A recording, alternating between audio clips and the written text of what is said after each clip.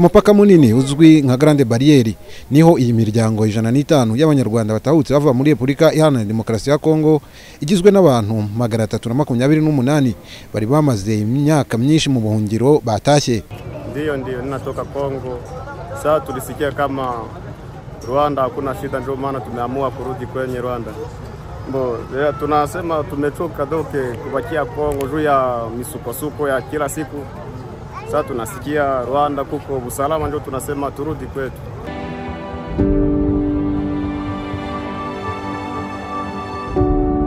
Turajyango mutubwire kuri abanyarwanda bagarutse mu gihugu cyabo, ese ni bangaye, hanyuma harakurikiraho iki nyuma yuko bahisemo gutahuka? Murakoze. Aba banyarwanda baje ari 314 barimo abagabo, abagore n'abana, baje bavuye muri Repubulika Iharanira Demokarasi ya Kongo, boroherejwe kugera hano n'umuryango wa HCR, ariko bakirwa na Minema n'akarere. Ubu rero tubakiriye hano, tugiye kuborohereza kugera mu nkambi inyurwamo by'igihe gito ya Nyarushishi iba mu karere ka Rusizi, aho baragenda mu modoka bakajya bahagarara mu nzira kugira ngo baruhukeho gato, bafite n'amafunguro. Hanyuma nibagerayo barasanga ibigo bya leta birimo NIDA na Minema, nanone bongere bakirwe, NIDA itangire kubakorera indangamuntu, ibyangombwa, ariko habeho no kubateguza gukurikirana aho bazajya bashakirwa amakuru ahagije kugira ngo bazoherezwe mu mirenge, mu turere batashyemo n'abayobozi bariteguye. Ariko ni nabwo bazahabwa inkunga ibafasha kwinjira mu buzima bagiyemo bw'abanyarwanda. Nk'ahantu bamaze igihe bataba, hari amadolari babarirwa, ku bantu bakuru babarirwa amadolari 188, mu gihe umuntu muto w'umwana abarirwa 113, ariko bakayahabwa mu byiciro. Birumvikana hari ayo bahabwa bahaguruka, hanyuma bazagerayo imirenge imaze kwemeza ko bahageze, ko bakiriwe, maze gukora raporo bagahabwa asigaye. Ayo yose akaba ari ayo kubafasha kwinjira mu buzima kugira ngo batangire ubuzima biteze n'imbere. Ariko banishyurirwa mituweli de sante bakihagera y'umwaka wose, hanyuma bakanahabwa n'ibyo kurya by'amezi 3. N'urwo rugendo bagiyemo, ubundi bakazakomeza kubahiriza gahunda za leta nk'uko n'abandi banyarwanda twese tuzubahiriza. Bari mu mashyamba bageze mu gihugu cyabo, murababwira iki?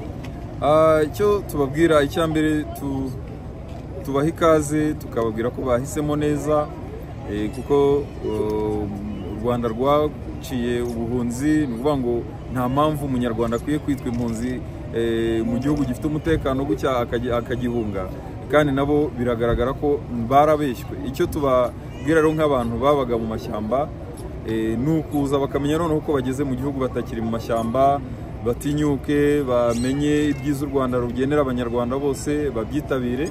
Ariko tubasaba no gukomeza guha ubutumwa ababo basigayeyo, kugira nabo bazatahe, cyane ko bazaba babaha ubuhamya bwiza bw'ibyo nabo ubwabo biboneye. Hari abandi bambere batashye, umuntu yavuga ko ubuzima bwabo bumeze gute, ku buryo bitanga ubutumwa ko n'abari mu mashyamba bakwiriye gutaha? Abatashye tujya tubasura, tugasanga barishimye, baratunguwe, kubera yuko bageze mu Rwanda bakabona ibitandukanye n'ibyo babwiwe imyaka yose bamaze mu mashyamba.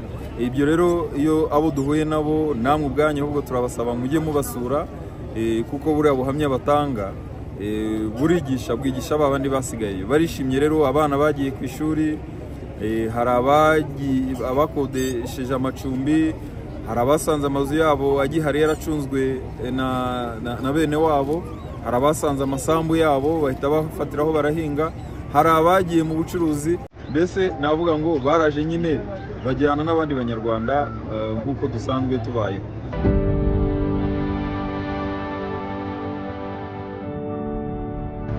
Mwana mukuru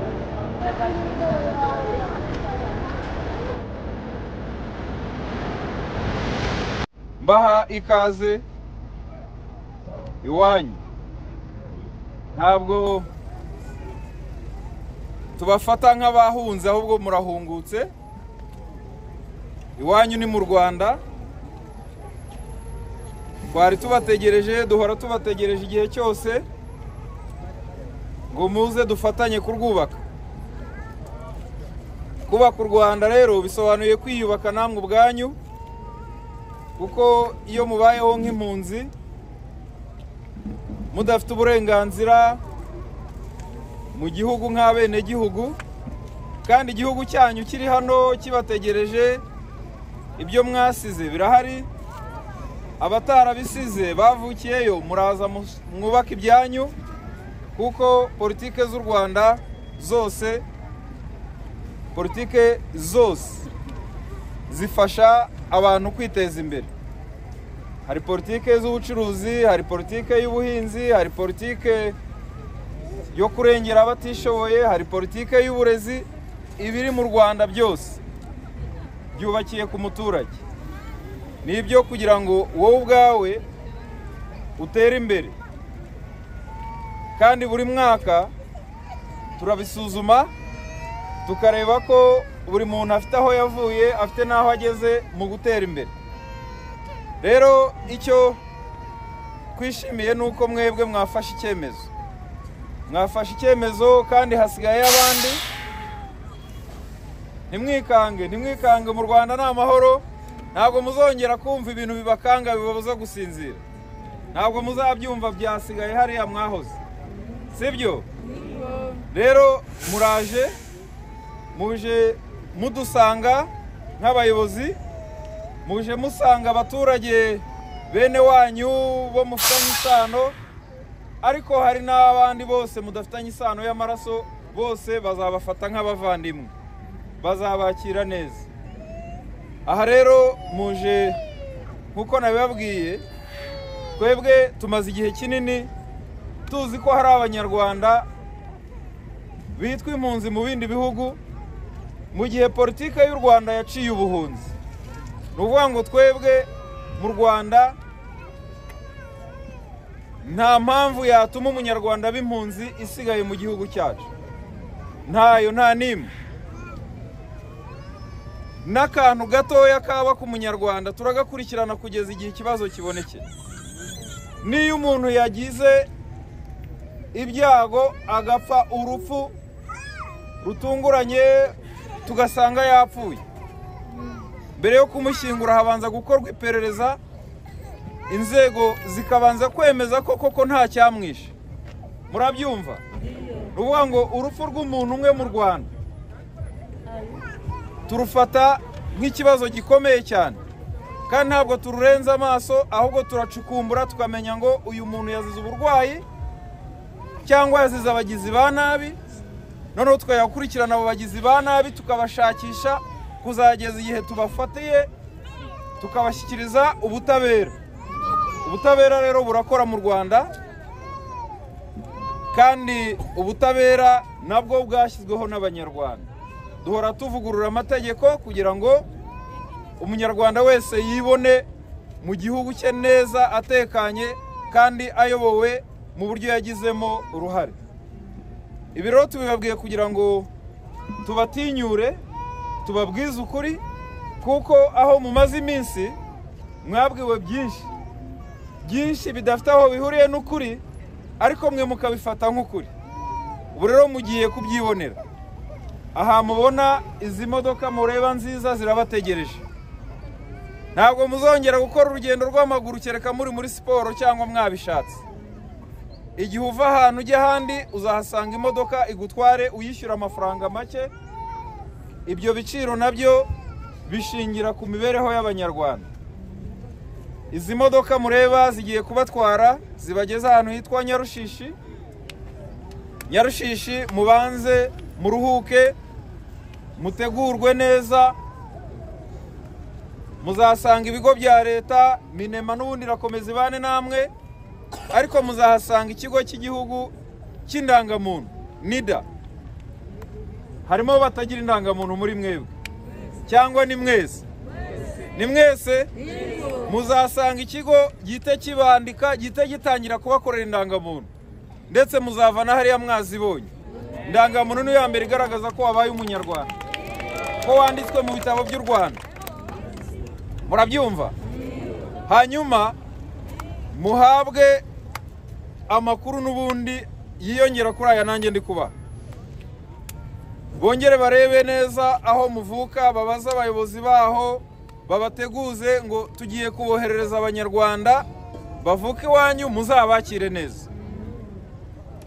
Hanyuma babahe ibyo kubaherekeza, kuko mumaze iminsi mutari mu Rwanda, ntabwo mwahinze mu Rwanda.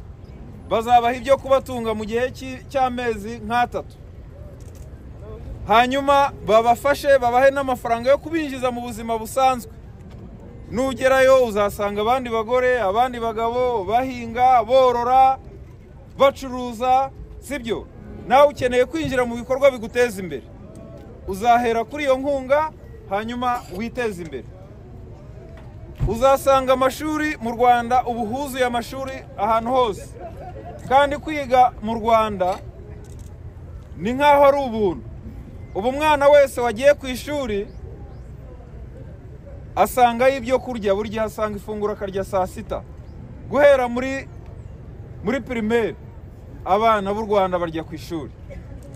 Ugatangaho uruhare rwawe rutoya cyane, mu mezi 3 utangaho amafaranga yari muri primaire atagera ku 1000 cy'amanyarwanda.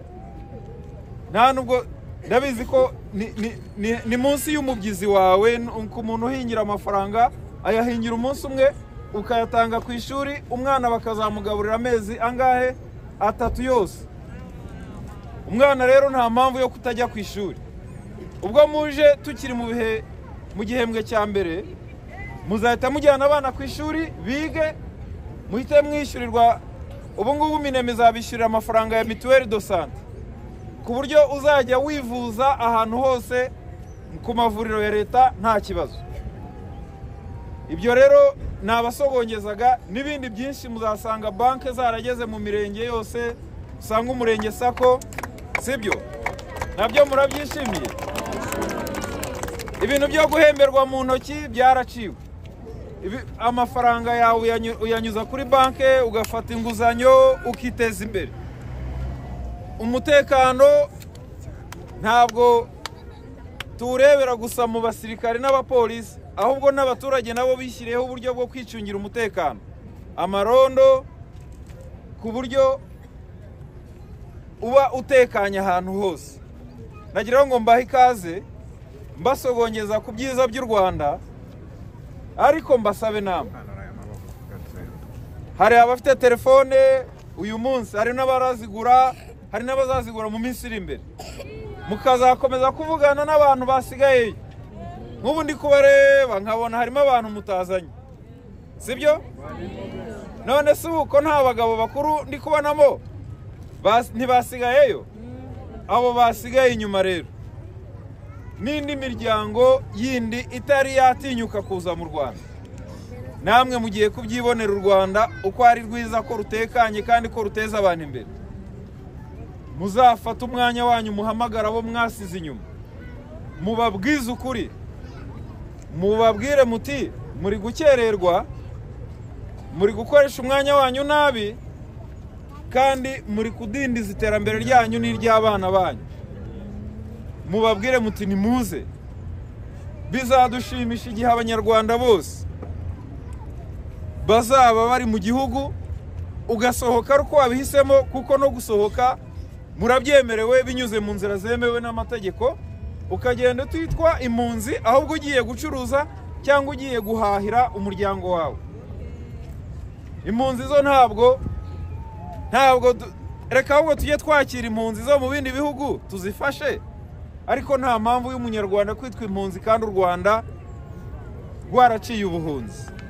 Nibyo rero nababwiraga, n'abandi bayobozi bameze nkanjye bo mu turere muzageramo, abo mu mirenge, abo mu tugari, abo mu midugudu, bose muzasanga bari babakumbuye,